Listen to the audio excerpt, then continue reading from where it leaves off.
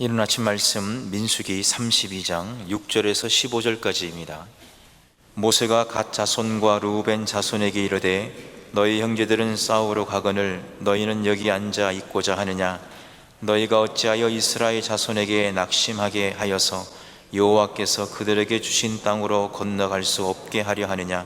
너희 조상들도 내가 가데스 바네아에서 그 땅을 보라고 보냈을 때에 그리하였었나니 그들이 에스골 골짜기에 올라가서 그 땅을 보고 이스라엘 자손을 낙심하게 하여서 여호와께서 그들에게 주신 땅으로 갈 수 없게 하였었느니라. 그때 여호와께서 진노하사 맹세하여 이르시되 애굽에서 나온 자들이 20세 이상으로는 한 사람도 내가 아브라함과 이삭과 야곱에게 맹세한 땅을 결코 보지 못하리니 이는 그들이 나를 온전히 따르지 아니하였음이니라. 그러나 그나스 사람 여분의 아들 갈렙과 눈의 아들 여호수아는 여호와를 온전히 따랐느니라 하시고 여호와께서 이스라엘에게 진노하사 그들에게 40년 동안 광야에 방황하게 하셨으므로 여호와의 목전에 악을 행한 그 세대가 마침내는 다 끊어졌느니라. 보라, 너희는 너희의 조상의 대를 이어 일어난 죄인의 무리로서 이스라엘을 향하신 여호와의 노를 더욱 심하게 하는도다. 너희가 만일 돌이켜 여호와를 떠나면 여호와께서 다시 이 백성을 광야에 버리시리니 그리하면 너희가 이 모든 백성을 멸망시키리라. 아멘. 이스라엘 민족이 이제 광야를 지나서 최종 목적지인 가나안 땅에 이르게 되었습니다. 이제 이 동쪽에서 서쪽으로 요단강 건너 그토록 그리워하던 가나안 땅에 들어가서 마지막 정복 전쟁 치르면 사명이 완수되는 것이고 이제 여정이 마무리가 되는 것입니다. 그런데 변수가 나타나게 되었습니다. 12지파 중에 장자지파인 루벤 지파와 갓 지파가 예상치 못했던 제안을 모세에게 한 것입니다. 우리가 보니까 이 요단강 동편에서 방금 전쟁을 치러서 얻은 아셀 땅과 길르앗 땅이 파릇파릇한 목초지여서 우리 지파의 산업적 기반이 되는 이 목축을 하기에는 아주 좋은 땅입니다. 우리로 하여금 요단강 건너가지 않고 여기에 머물러 있을 수 있게 해주십시오 라고 요청을 한 것입니다. 다시 말씀드려서 이제 자신들은 요단강 건너 가나안 땅으로 들어가는 수고하지 않고 여기에서 지금 이 요단강 이 동편 쪽에서 새로운 삶을 시작하고 싶다고 말한 것입니다. 모세가 이를 듣고 격노하지요? 이유가 있습니다. 첫 번째로는 이들의 말은 이제부터 요단강 건너서 마지막 힘을 내어서 이 전쟁을 치러야 되는 나머지 10지파들의 사기를 결정적으로 꺾을 수 있다고 보는 것입니다. 마치 치열한 전투를 앞두고 이 전투를 감당하지 않으려고 하는 일군의 무리들이 생기는 것과 마찬가지입니다. 두 번째로 모세가 더 격노하는 이유가 있습니다. 루벤과 갓의 태도는 전투에서의 사기 이전에 하나님 앞에서의 영적인 문제이다 라고 보는 것입니다. 이들이 지금 보이는 이 태도는 모세가 가지고 있었던 과거의 트라우마를 연상시킨 거예요. 가데스 바네아에서 있었던 그 정탐꾼 사건이 떠오른 것입니다. 8절, 9절 여러분 한번 보십시오.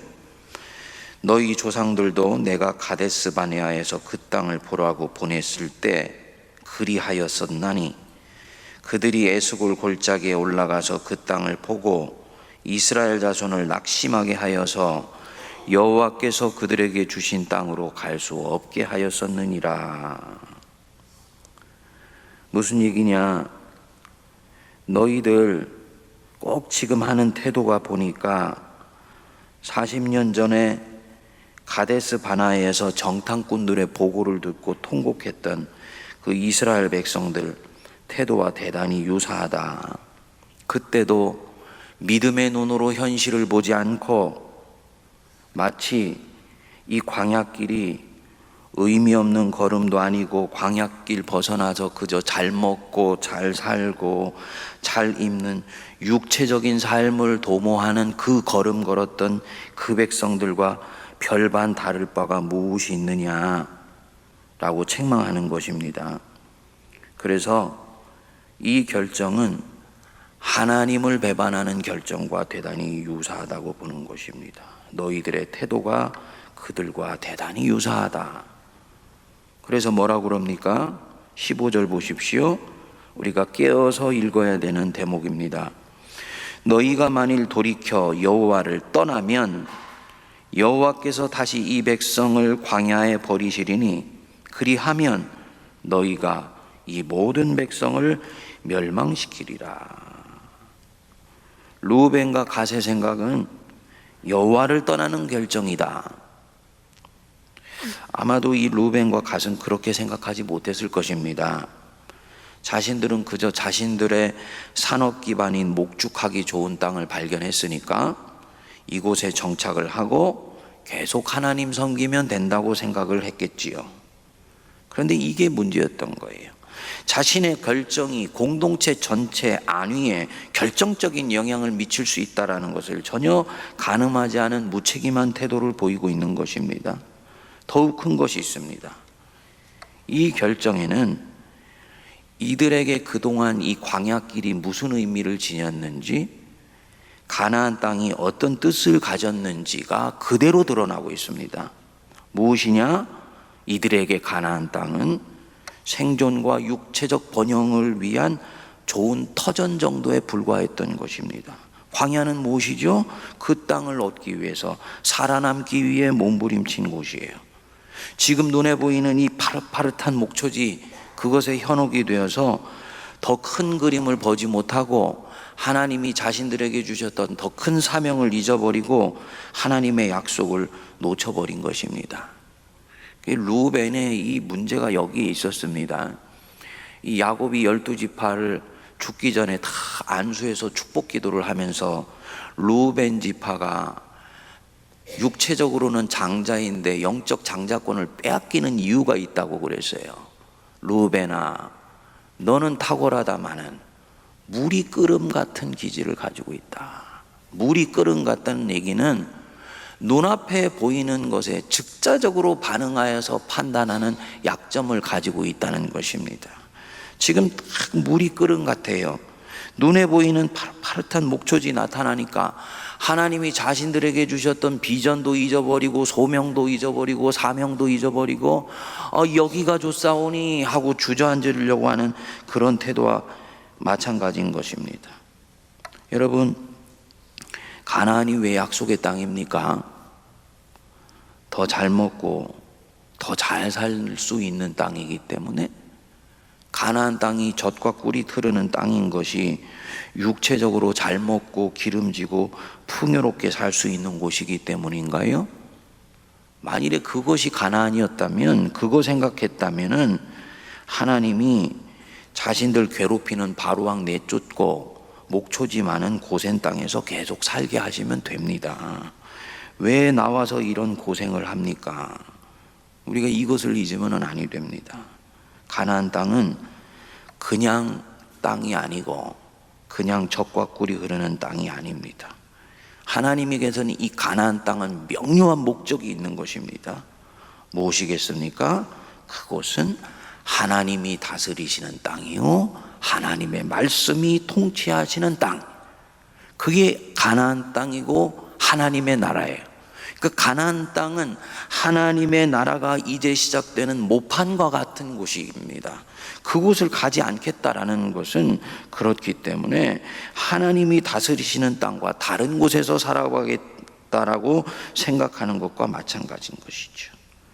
눈앞의 목조지에 매혹되어서 본질적인 부르심을 이 르우벤 지파와 갓 지파가 놓치고 있는 것입니다. 우리 주님이 모세를 통해서 따끔하게 나무르시죠. 부르심을 놓치면 그것은 뭐냐? 그냥 사명을 감당하지 못하는 것으로 끝나는 것이 아니다. 15절 다시 보십시오. 너희가 만일 돌이켜 뭐라고요? 여호와를 떠난다. 부르심을 놓쳐버리면 여호와를 떠나는 것과 마찬가지입니다. 힘들어서 더 못하겠다. 인간적으로는 이해할 수 있습니다. 그렇지만 그 자리에 계속 주저앉아 있으면 그것은 여호와를 배반하는 것이요 여호와를 떠나는 것과 같다. 우리가 깊이 이 아침에 곱씹어 삼켜야 되는 대목인 것 같습니다. 하나님의 뜻을 저버렸기 때문에 그런 것입니다. 루벤과 갓이요, 이 모세의 말을 듣고는 화들짝 놀라서 마음을 고칩니다. 요단강 건너가서 함께 싸우겠습니다. 전쟁 마치고 내 형제들이 정착하는 것을 보고 나면 다시 요단강을 이쪽으로 건너와서 우리도 그때 정착하겠습니다 라고 말을 함으로써 이 모세와 이 두 지파 사이에 화해가 이루어집니다. 여러분, 사도 바울이 예루살렘 들어가기 전에 에베소 장로들 모아놓고 했던 말씀이 기억나지 않습니까? 보라, 나는 성령에 매여 예루살렘으로 가는데 거기서 어떤 일을 당할지 알지 못하노라. 오직 성령이 각 성에서 내게 증언하여 결박과 환난이 나를 기다린다고 한다. 그렇지만은 나의 달려갈 길과 주 예수께 받은 사명, 곧 하나님의 은혜의 복음 전하는 일을 마치려 하면은 나의 목숨까지도 아까운 것으로 여기지 아니하노라. 결국은 사도 바울이 그렇게 해서 자기의 싸움을 다 싸웁니다. 그리고 디모데후서에 보면은 자기 제자 디모데에게 자기의 마지막 유언을 하면서 자기 걸음의 의미를 당당하게 얘기하죠. 나의 달려갈 길을 마치고 선한 싸움을 싸우고 믿음을 지켰다. 여러분, 사도 바울이 이 마지막 고백이 저와 여러분들의 고백 될 수 있게 되기를 바랍니다. 인생 광야길 힘들다 하여 하나님께서 우리에게 주신 소명을 잊겠습니까?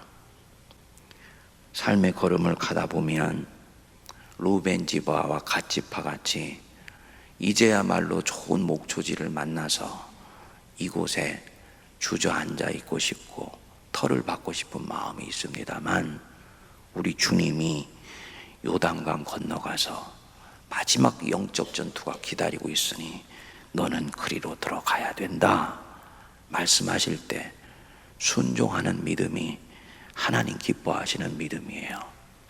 그렇지 못하고 요단강 동편에서 그저 거기에 앉아 있고자 하면 내 마음은 어떨지 모르지만 주님이 우리를 보시는 시선은 너는 지금 나 여호와를 버리고 있는 거야 라고 말씀하시는 것입니다.